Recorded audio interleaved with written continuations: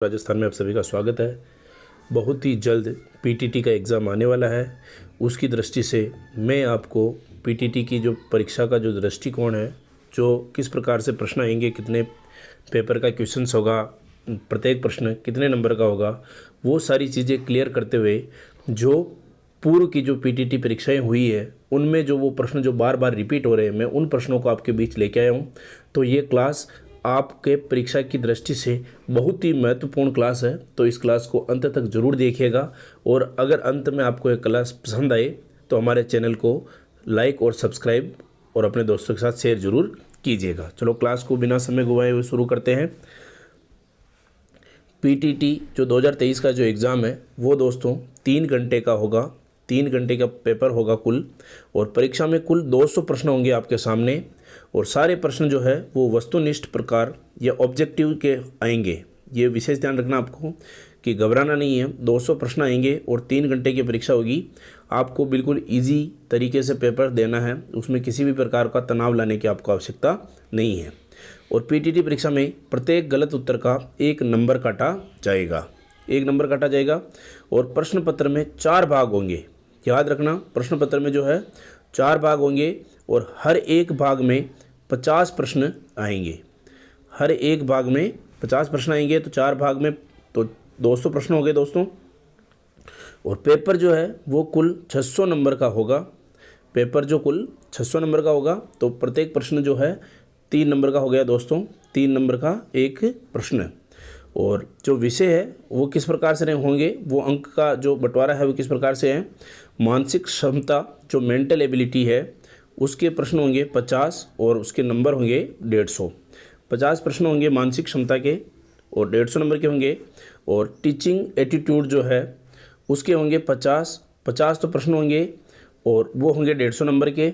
और सामान्य जागरूकता के जो है सामान्य ज्ञान के 50 प्रश्न होंगे और 150 नंबर के। और भाषा होगी उसमें हिंदी और अंग्रेजी, उसके 50 प्रश्न होंगे और 150 नंबर के होंगे। तो हो गए दोस्तों कुल 200 प्रश्न और 600 नंबर के पेपर हो गया आपका। इसके आगे अब मैं मोस्ट इम्पॉर्टेंट प्रश्न लेके आया हूँ, जो पूर्व में पीटीटी जो एग्ज़ाम हुए हैं उनमें कई बार ये प्रश्न रिपीट हो गए हैं। तो चलो शुरू करते हैं इन प्रश्नों को। अब राजस्थान केसरी समाचार पत्र का प्रकाशन किसने प्रारंभ किया? तो राजस्थान केसरी समाचार पत्र है, उसका प्रकाशन जो है विजय सिंह पथिक जी ने किया था। विजय सिंह पथिक। हल्दी घाटी युद्ध के बाद महाराणा प्रताप ने अपनी राजधानी कहाँ स्थापित की? तो दोस्तों हल्दी घाटी का जब युद्ध हो गया था उसके बाद महाराणा प्रताप ने जो अपनी राजधानी वो है चावंड स्थापित की थी। चावंड। कू क्या है? ये जो बहुत ही बार प्रश्न पूछा जा चुका है, कू क्या है? तो भील जो जनजाति रहती है उनके घरों को जो है वो कू कहा जाता है दोस्तों, भीलों के घरों को। 56 का मैदान अवस्थित है। तो 56 का मैदान प्रतापगढ़ और बांसवाड़ा में अवस्थित है दोस्तों। प्रतापगढ़ और बांसवाड़ा में। राजस्थान में राज्य की प्रथम वन नीति किस वर्ष में घोषित की गई? तो 2010 में घोषित की गई दोस्तों। प्रथम वन नीति जो है राजस्थान में 2010 में घोषित की गई। राजस्थान में मुख्यमंत्री युवा संबल योजना कब प्रारंभ की गई? मुख्यमंत्री युवा संबल योजना दोस्तों 1 फरवरी 2019 को प्रारंभ की गई। 1 फरवरी 2019। चंबल और माही सुगंधा किस फसल की उन्नत किस्में हैं? चंबल, माही और सुगंधा किस फसल की उन्नत किस्में हैं दोस्तों? तो ये तीनों जो है चावल की उन्नत किस्में हैं। राजस्थान का डेगाना भाकरी क्षेत्र किस खनिज के लिए प्रसिद्ध है? तो डेगाना भाकरी जो है दोस्तों टंगस्टन के लिए प्रसिद्ध है। टंगस्टन के लिए। राजस्थान में वनों को काटकर व जलाकर की जाने वाली कृषि क्या कहलाती है? तो वनों को काटकर व उनको जलाकर जो खेती की जाती है वो वालरा कृषि कहलाती है दोस्तों। वालरा। नेक्स्ट क्वेश्चन, राजस्थान में जीवन धारा योजना का संबंध किससे है? तो जीवन धारा का जो संबंध है एससी और एसटी हेतु सिंचाई कुओं के निर्माण से है। एससी और एसटी हेतु जो सिंचाई कुओं का निर्माण किया जाता है वो जीवन धारा योजना इससे संबंधित है दोस्तों। और मरुवाणी क्या है?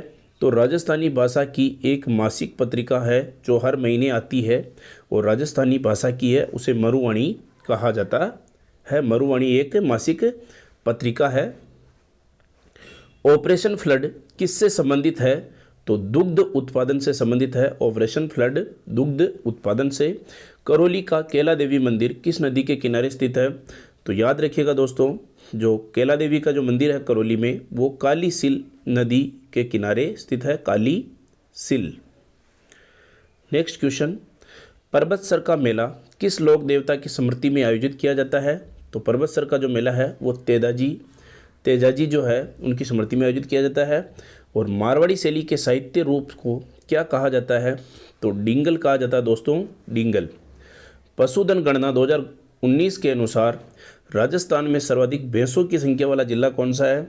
तो याद रखिएगा दोस्तों, जयपुर जिले में सर्वाधिक भैंसें हैं। भैंस जो है वो सर्वाधिक जयपुर में है। एरीडी सोल्स राजस्थान के जलवायु क्षेत्रों में मिलती है, तो शुष्क क्षेत्रों में मिलती है दोस्तों। और विश्व जैव विविधता दिवस कब मनाया जाता है? बहुत ही महत्वपूर्ण प्रश्न है। तो 22 मई को मनाया जाता है, जो कि आने वाली है। 22 मई को ये जैव विविधता दिवस मनाया जाता है। संयुक्त राजस्थान का प्रधानमंत्री कौन नियुक्त किया गया? तो माणिक लाल वर्मा जो है वो संयुक्त राजस्थान का प्रधानमंत्री नियुक्त किया गया। और खालसा, खाकी, नागा राजस्थान के किस संप्रदाय के भाग है? तो दादू पंथ के भाग है। खालसा, खाकी, नागा राजस्थान के किस संप्रदाय के भाग है? तो दादू पंथ के। ISFR 2021 के अनुसार राजस्थान के किस जिले में सर्वाधिक वन आवरण है? तो उदयपुर में है दोस्तों, उदयपुर में। नेक्स्ट क्वेश्चन, जनवरी 2022 में त्रिदिवसीय योग महोत्सव की मेजबानी की थी। तो त्रिदिवसीय योग महोत्सव की मेजबानी राजसमंद में की गई है। राजसमंद में। याद रखिएगा दोस्तों, किसने राज किसान साथी पोर्टल के लिए ई गवर्नेंस राजस्थान पुरस्कार 2022 प्राप्त किया? तो डॉक्टर ओम प्रकाश ने राजस्थान के किस जिले में विश्व का तीसरा सबसे बड़ा स्टेडियम बनाया जाएगा? तो विश्व का तीसरा सबसे बड़ा स्टेडियम जयपुर में बनाया जाएगा दोस्तों। और दुग्ध उत्पादन हेतु गाय की प्रसिद्ध किस्म कौन सी है? तो गिर और राठी जो है वो दुग्ध उत्पादन के लिए गाय की एक प्रसिद्ध किस्म है। राजस्थान का अक्षांशीय विस्तार क्या है? तो 23 डिग्री 3 मिनट उत्तर से 30 डिग्री 12 मिनट उत्तर तक इसका जो है अक्षांशीय विस्तार फैला हुआ है। और रामगढ़ विषधारी अभ्यारण्य को किस स्वरूप में अधिसूचित किया गया है? तो बाघ संरक्षित जो है उसमें इसको अधिसूचित किया गया है। वह वृक्ष जिसमें से कत्था निकाला जाता है कौन सा है? तो खेर दोस्तों, खेर से कत्था निकाला जाता है। इंदिरा गांधी फीडर राजस्थान फीडर की लंबाई है तो 204 किलोमीटर जो है वो इंदिरा गांधी फीडर की लंबाई है। पिछवाई किस चित्रकला शैली से संबंधित है? तो याद रखिएगा दोस्तों, पिछवाई जो है नाथ द्वारा शैली से संबंधित है। राजस्थान का कौन सा मेला आदिवासियों का कुंभ कहा जाता है? दोस्तों बहुत ही महत्वपूर्ण प्रश्न है। आदिवासियों का कुंभ बेणेश्वर मेला जो कि बांसवाड़ा में डूंगरपुर में लगता है। आदिवासियों का कुंभ। किस नदी के तट पर गिलूंड सभ्यता स्थल स्थित है?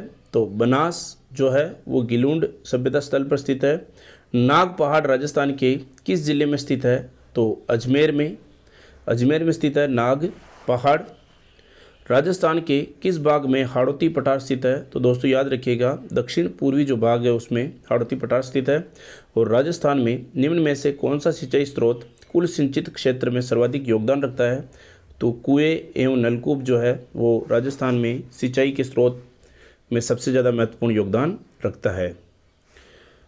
गुरु शिखर जो है, गुरु शिखर निम्न में से किस पर्वत श्रृंखला का उच्चतम शिखर है? तो अरावली का ये सबसे ऊंचा शिखर है। और राजस्थान में लूणी जवाई बेसिन को अन्य किस नाम से जाना जाता है दोस्तों? तो गोडवार प्रदेश के नाम से जाना जाता है। रियासतों के विलय के समय जोधपुर राज्य का महाराजा कौन था? तो हनुमंत सिंह था दोस्तों, हनुमंत सिंह। नौगरी आभूषण शरीर के किस अंग में पहना जाता है? तो याद रखिएगा दोस्तों, हाथ में पहना जाता है। और आसिर खां, रकनुद्दीन, चंदूलाल चित्रकला किस शैली से संबंधित है? तो बीकानेर शैली से संबंधित है दोस्तों, बीकानेर शैली से। बुलाक आभूषण स्त्रियां शरीर के किस भाग में धारण करती है? तो बुलाक आभूषण जो है वो नाक में धारण करती है दोस्तों। और मोरचंग जो है वो एक सुशीर वाद्य है, सुशीर वाद्य। ग्रीन एनर्जी कॉरिडोर राजस्थान के किन जिलों में से गुजरेगा? तो बीकानेर, नागौर और जोधपुर जिलों में से होकर गुजरेगा। दामना आभूषण स्त्रियों शरीर के किस भाग में पहनती है? तो दामना जो है वो अंगुली में पहनती है दोस्तों। और मारवाड़ का भूला बिसरा नायक किसे कहा जाता है? तो राव चंद्रसेन को जो है वो मारवाड़ का भूला बिसरा नायक भी कहा जाता है। और बतूल बेगम का संबंध राजस्थान की किस गायन परंपरा से है? तो याद रखिएगा दोस्तों, बतूल बेगम का संबंध है मांड गायन से है, मांड गायन से इसका संबंध है। और दिवेर की लड़ाई के बीच किसके बीच में लड़ी गई थी? तो राणा प्रताप और अकबर के बीच में लड़ी गई थी दिवेर की लड़ाई। और भारत की स्वतंत्रता के बाद राजस्थान के गठन के कितने चरण थे दोस्तों? तो 7 चरण थे। कितने चरण थे दोस्तों? 7 चरण थे। बहुत ही महत्वपूर्ण प्रश्न है। और ICAR द्वारा राजस्थान कितने कृषि जलवायु क्षेत्रों में विभाजित किया गया है? तो 8 में। और भारतीय संविधान की किस अनुच्छेद के तहत राज्यों में विधान परिषद का गठन किया जा सकता है? तो अनुच्छेद 169 में जो है वो राज्यों में विधान परिषद का गठन किया जा सकता है, 169 अनुच्छेद के तहत। तो मैं आशा करता हूं दोस्तों ये क्लास आपको पसंद आई होगी। अगर आप हमारे चैनल पर नए हैं तो चैनल को सब्सक्राइब कीजिए, लाइक कीजिए, अपने दोस्तों के साथ शेयर कीजिए। और मैं आने वाले समय में किस प्रकार की क्लास लेके आऊँ वो आप कमेंट में ज़रूर बताइएगा। जय हिंद, जय भारत।